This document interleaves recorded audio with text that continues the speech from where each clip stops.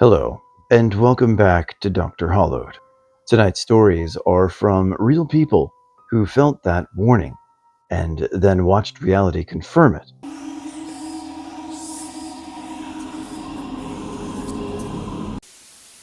I was at school one day and got a call from my mom asking if I was home. I told her no, I was in the school computer lab working on some stuff, and asked her why and what was going on. She worked from home in our basement and said she had heard loud running upstairs. She claims it was as if someone wanted her to know they were there. The family dog was lying behind her the whole time and woke up from a dead sleep when she too heard the running. Mom says the dog was growling, showing her teeth, and had her hair along her back raised and was slowly backing up into my mom's chair. All behavior that was completely unseen in her except for this moment. Fast forward a few days, and it's me home alone with the dog. I just sit down and turn on my PlayStation, and I hear the same footsteps my mom heard, except they continue and go downstairs to where I was. My dog was lying next to me on the couch, heard the running, and proceeded to growl, show teeth, and have her hair raised.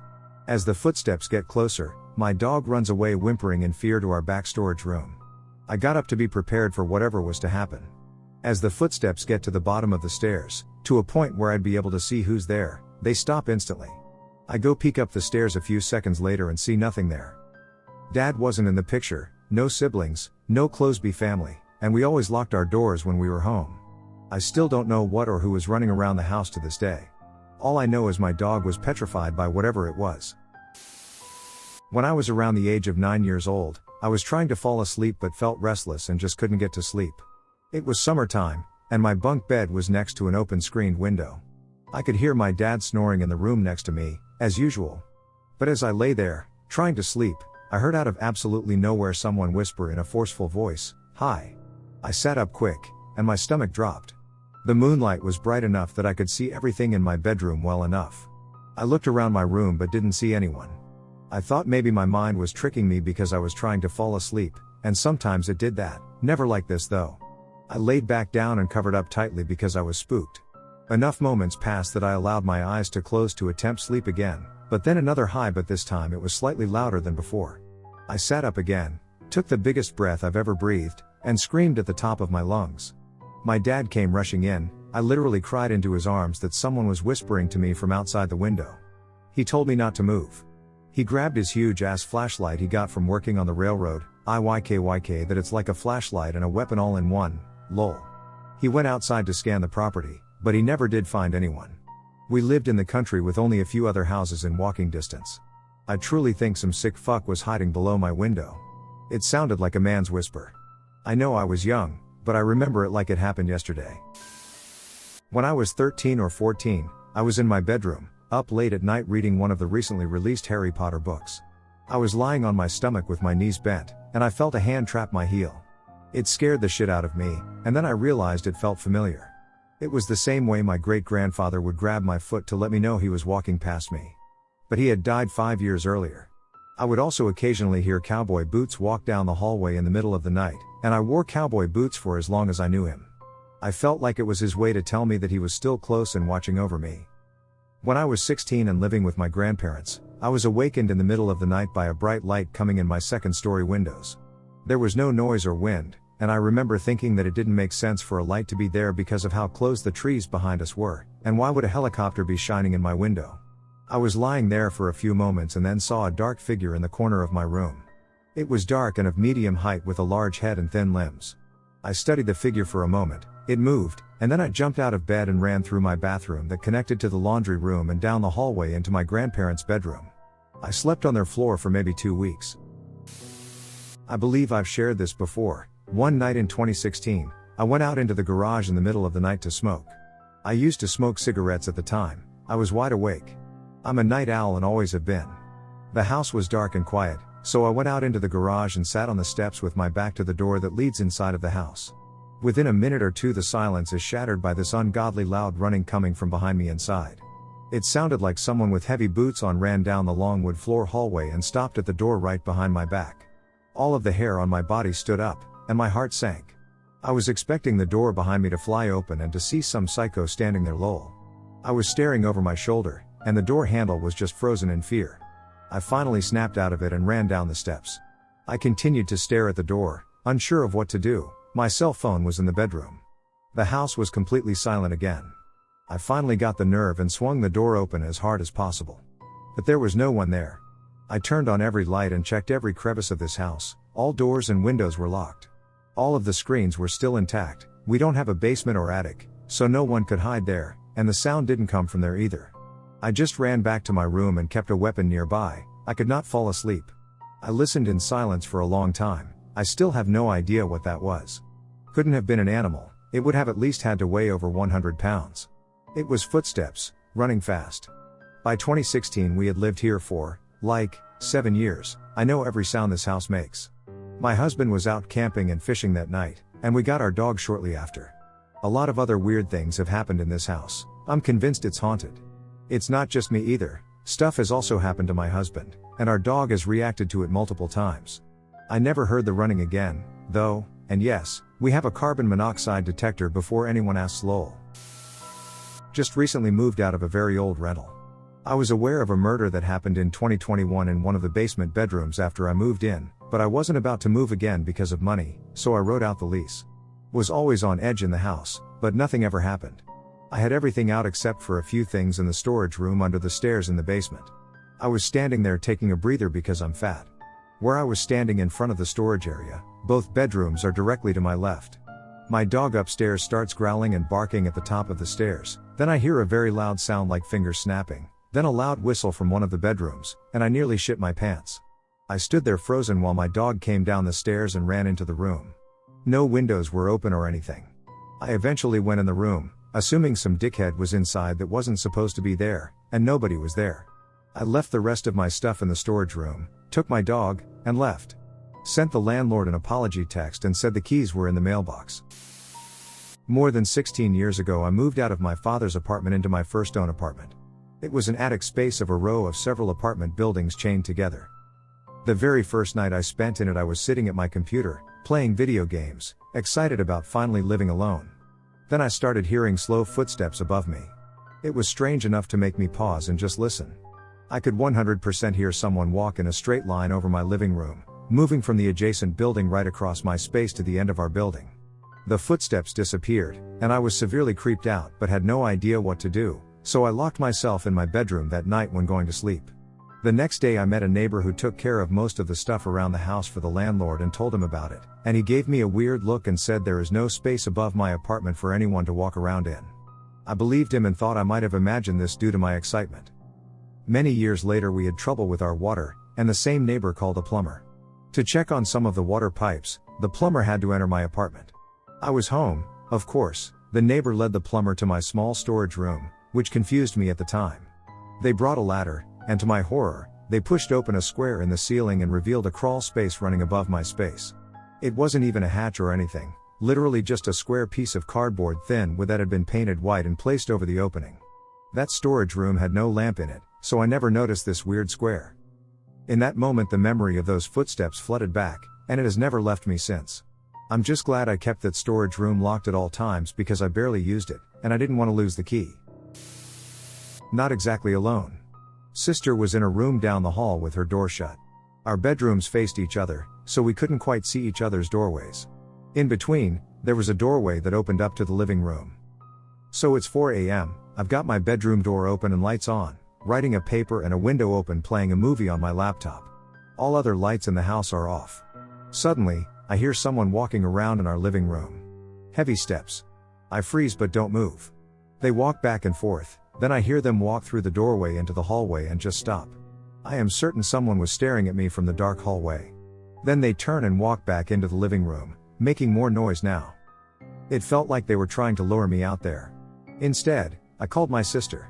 She had her ringer on, unfortunately, and the person walked over and stopped outside her door.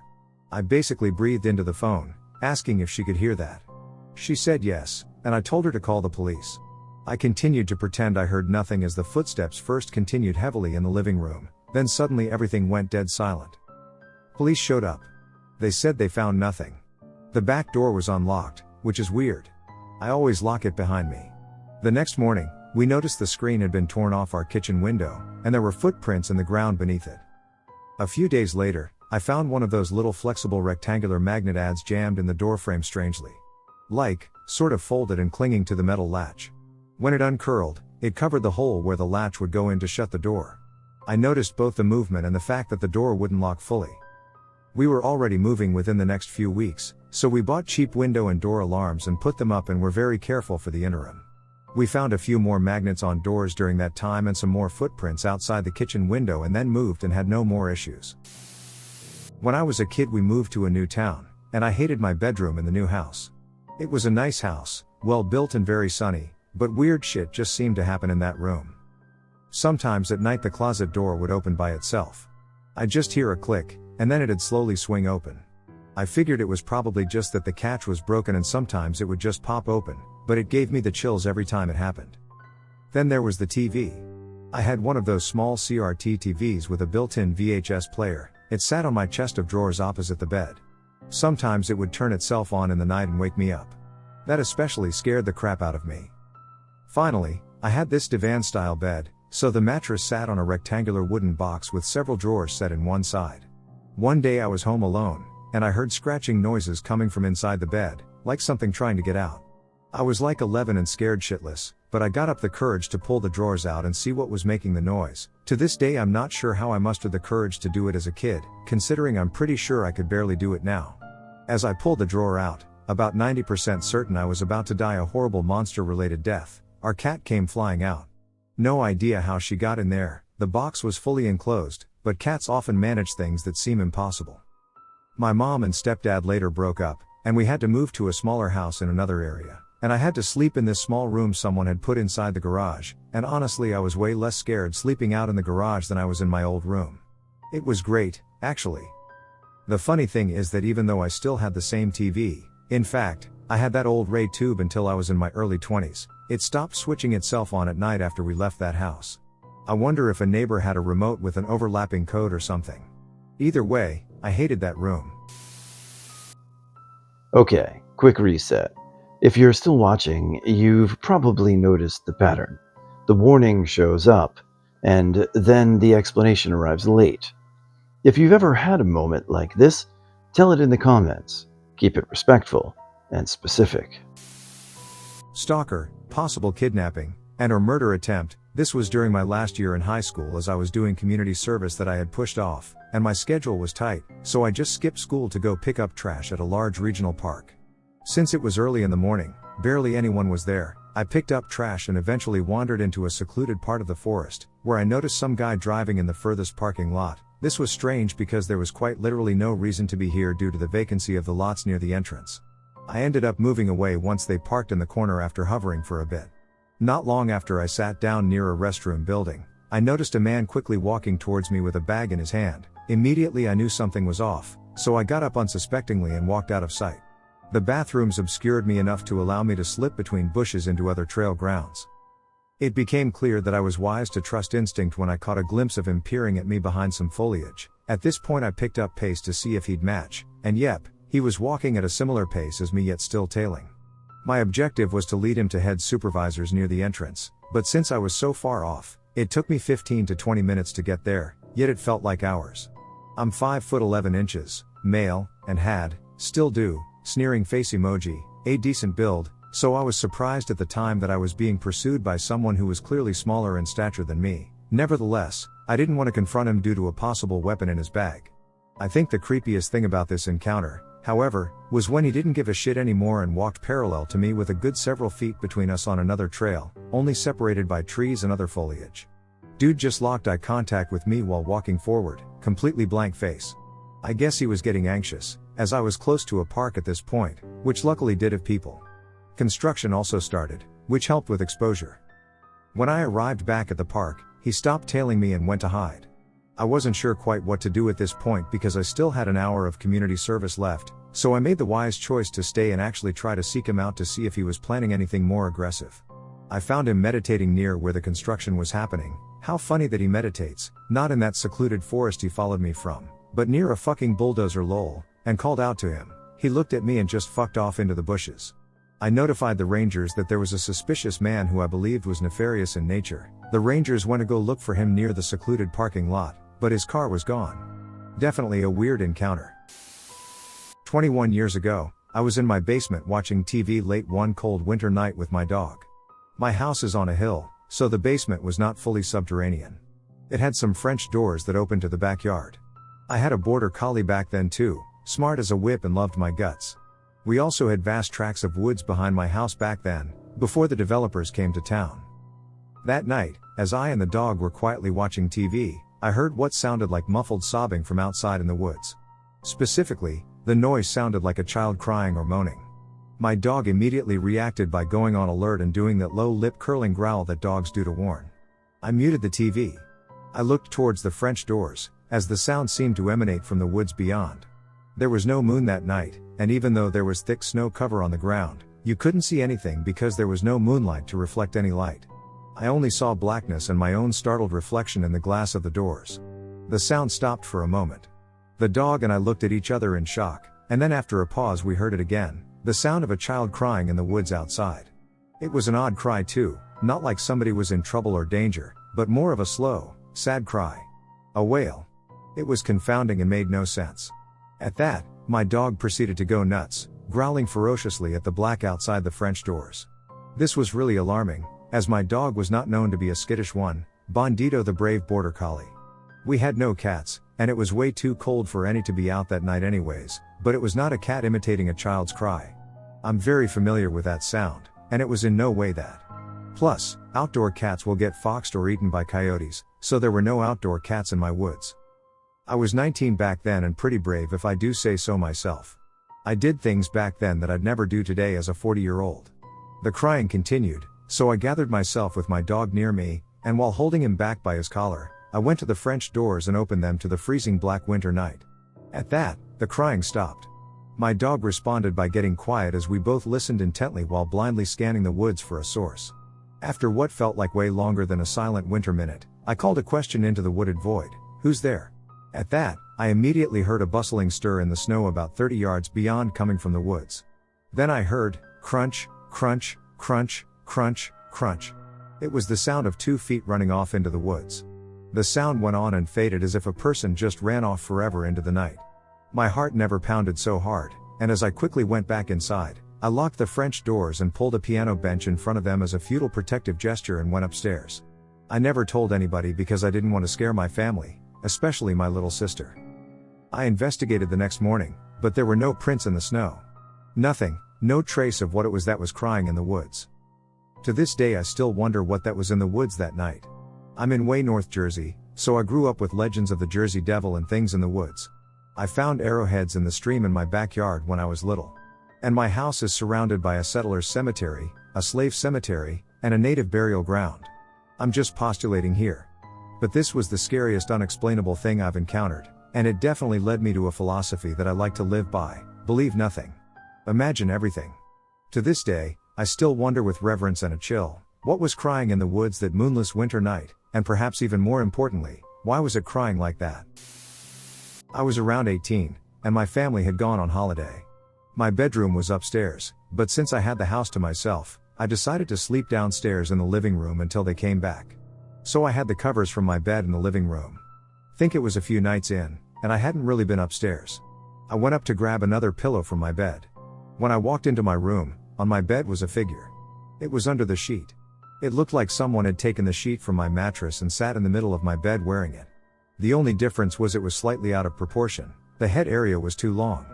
Sounds stupid, but like someone dressed as a ghost with a sheet sitting on my bed.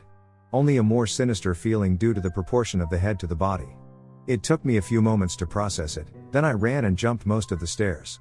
I phoned one of my mates who lived near, and he came round after about 5 minutes. I felt too stupid to phone the police and say, "Hey, someone is wearing a sheet and sitting on my bed." The whole time I waited for my mate to arrive. I listened to hear anything moving, but nothing. I felt braver with company, and we went and got some knives from the kitchen and slowly went up the stairs. We got to my room, and the sheet was back to how it should have been around my mattress. It looked untouched. We searched every inch of the house, but nothing. It still weirds me out thinking about it all these years later. Working afternoon/night shifts in EMS on a specialty unit. One night, I was supposed to be off at 10 p.m., which meant at 8 p.m. I got switched to last up in the call rotation so I could try to go home on time. At 9, one of the night crews got a call, and at 9:30, The other got a call as well, so I was alone.